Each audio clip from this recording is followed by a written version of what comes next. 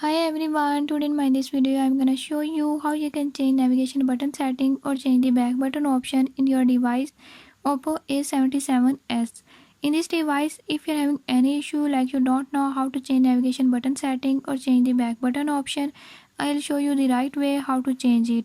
Before we move to the video, if you are new to my channel, don't forget to subscribe and press bell icon. Watch complete video and learn how you can do